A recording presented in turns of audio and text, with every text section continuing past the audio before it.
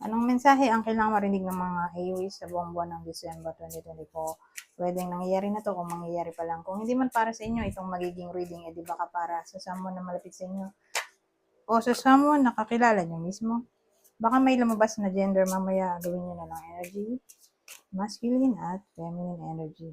Tulad nito, feminine energy, babae, di ba? Di gawin nyo na lang energy, feminine energy. Pwede rin naman gano'n. Pwede rin naman na huwag nyo nang pansinin ang gender. Hindi ko masasabi kung anong magiging reading, kung positive ba o negative. Depende sa kung anong mapipick up mong energy. Walang masama kung papanorin ang Sun, Moon at Rising sign kasi baka man sa mga to ay mag-resonate na sa iba sa inyo. So, magsimula na tayo. Meron tayo dito ang Death.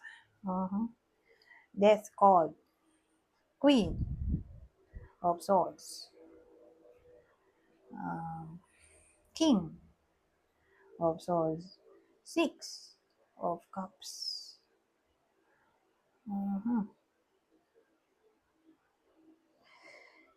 So, maraming pwedeng senaryo. Una,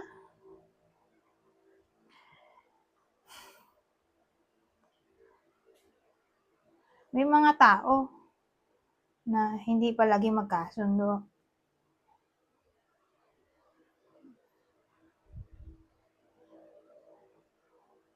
So, depende sa case.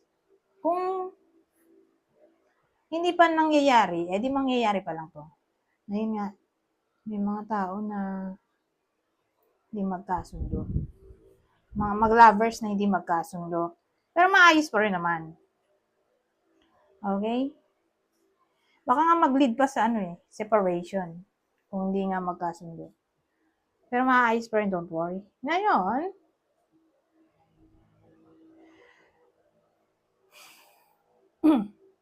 ibang senaryo. Pangalawa,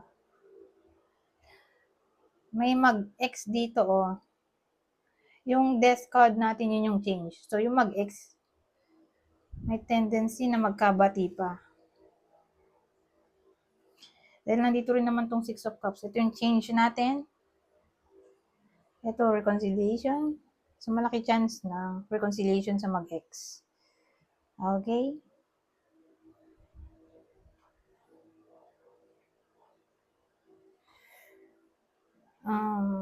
Yung downside lang, siguro.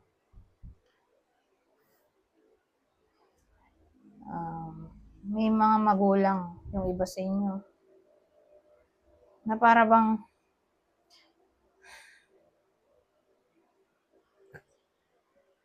malayo ang loob sa iba sa inyo o sa anak ng iba sa inyo o gustong ilayo ang anak nyo sa inyo. So, case-to-case basis. Parang sila yung problema dito.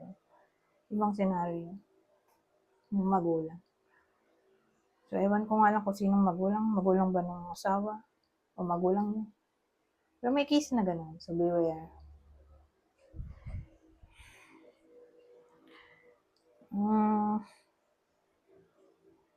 Pero kung nangyayari na yan, na yun nga, magkaaway yung iba sa inyo, ang kaaway nila ay magulang, baka maayos pa dito sa Six of Cups.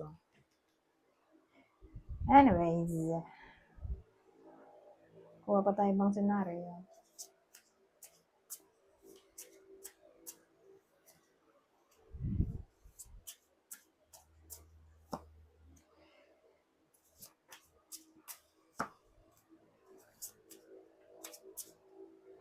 Meron ditong Page of Pentacles, Two of Wands, Knight of Pentacles, The Magician. Ano meron dito? Well, may someone. Ito kasi yung gusto niyang i-manifest May someone na nagtatry i-manifest itong sasabihin ko.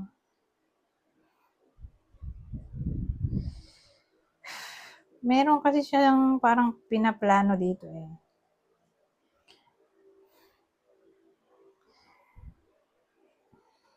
So, ano yung pinaplano nito? Yung plano niya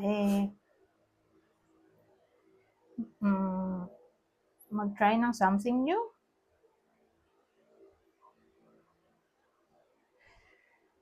Gusto niyo maging somewhat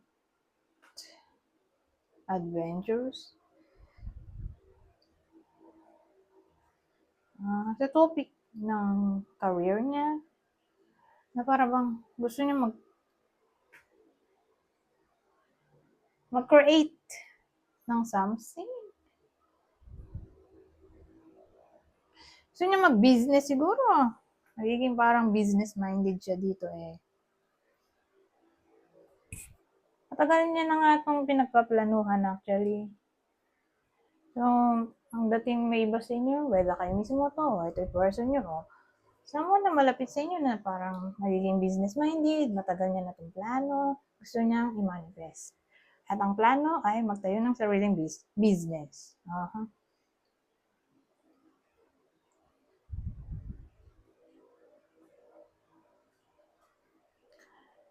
So, ganun dating.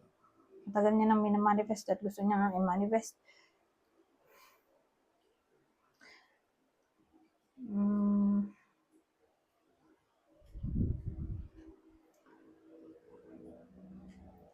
Pero since nasa huli na to, yung magician, baka ma-manifest na rin niya sa December, who knows.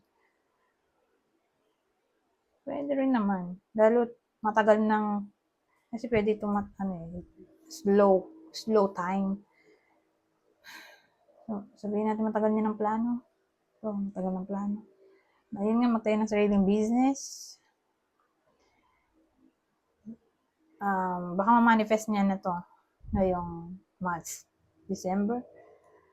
O nasa process pa rin ng manifestation. O magmamanifest pa lang yung iba sa inyo.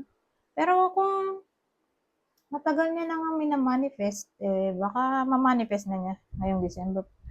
Pero kung magmamanifest pa lang siya, at nagiging calculative siya dito, di nasa process pa rin siya ng manifestation. I-manifest pa lang niya ngayong month. Yung topic ng business. Pwede rin ganun.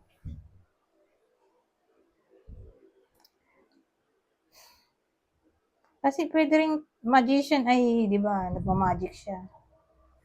So, may kakayan siya mag-change. So, pwede rin itong change. Change of status. Change of situation.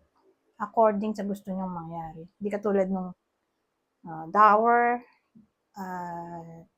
death, na parang wala kang control. Etong magician, yun yung change na may control ka.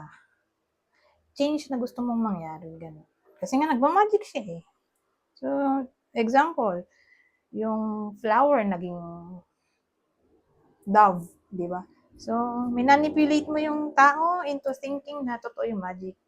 Na change mo yung flower into dove, o di ba? Para siyang controlled change. Anyways, wala ibang detalye dito.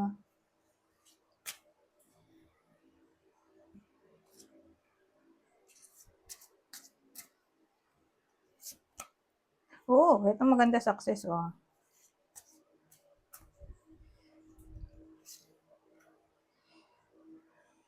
Oh, honor, oh.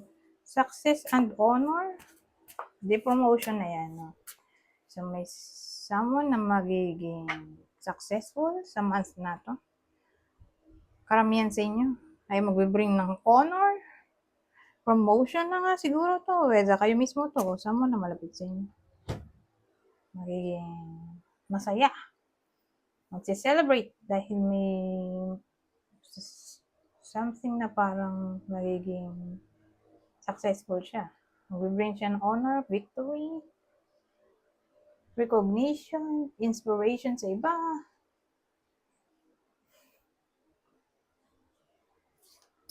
Yan eh. Magiging somewhat popular, famous. Ganyan eh.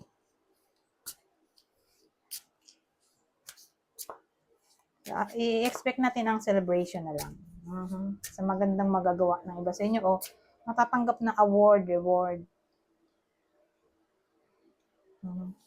Anyways, O siguro may masusolusyonan yung iba sa inyo, problemang mahirap solusyonan. Pwede rin ganun, ma-overcome na challenge, ganyan. Mahirap din yung panganganak, baka manganak na, di ba? May manganganak na. Ano pa bang something na mahirap na ma-overcome? Mga utang, mahirap bayaran. Babayaran ng mga utang.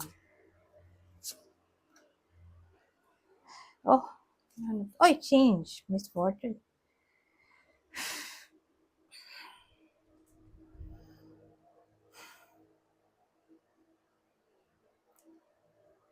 Ano yan?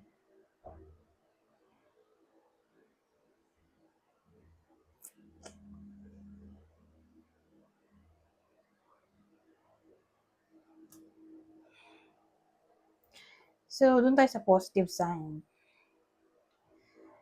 Kung dumaraan ng kalbaryo yung iba sa inyo, ito may asahan ng pagbabago, yun na lang. Ayoko na siyang pahabain, palawakin. Baka dumaan pa tayo sa negative. Diba? So, reading. Tama yun. Pisces. Aries tayo, pero may Pisces. Oh, litigation, ano to? Litigation, ano to eh?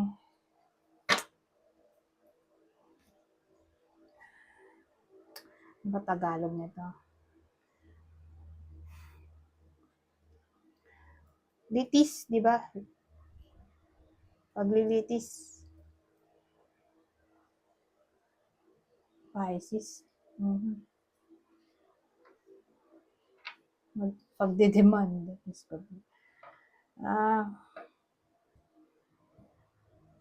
Baka may makaaway yung iba sa inyo. Pisces, na parang hahantong sa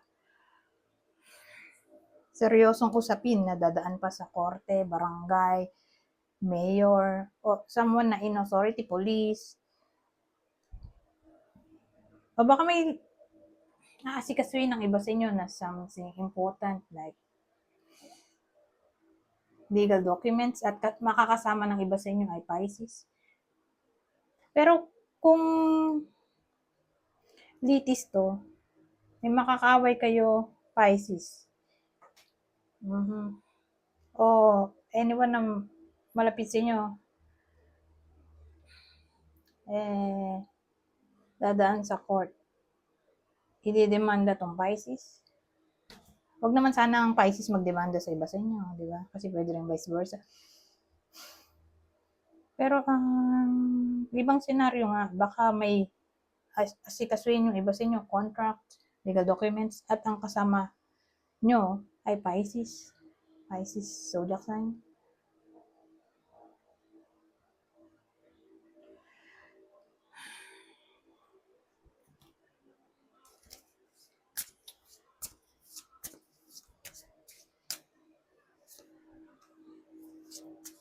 Ngayon, napunta na ang Capricorn dito. Oh. Capricorn naman. Abi. So, maraming pwedeng case. Ngayon, Capricorn to. So, may Capricorn. Sa bagay, ano ngayon? December, no? Uso yung simbang gabi. Diba? Baka ito yung makakasama ng iba sa inyo, Capricorn, sa pagsisimba ng madalas ngayong month. O baka i-open ang kaisipan nyo sa topic ng religion o spirituality ng taong to na Capricorn.